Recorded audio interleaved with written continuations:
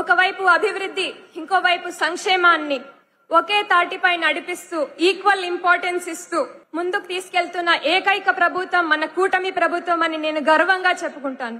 అభివృద్ధే ధ్యేయంగా, సంక్షేమమే ప్రాణంగా భావిస్తూ ప్రజల పెట్టుకున్న నమ్మకాన్ని నిలబెట్టుకొని ఇచ్చిన ప్రతి హామీని ఒక్కొక్కటిగా చేసి ఈ పండుగను జరుపుకునే అవకాశం వచ్చినందుకు చాలా చాలా ఆనందంగా భావిస్తున్నాను. మన కూటమి ప్రభుత్వం తప్ప వేరే ఏ ప్రభుత్వమో ఇన్ని సంక్షేమ కార్యక్రమాలు, అభివృద్ధి కార్యక్రమాలు చేయలేదు అని నేను గట్టిగా నమ్ముతున్నాను. ఏ వ్యవస్థ అయినా, ఏ సమాజం అయినా ఆర్థికంగా, సామాజికంగా, సాంకేతికంగా ముందుకు రావాలి అంటే విద్య ఎంతో అవసరమైనది.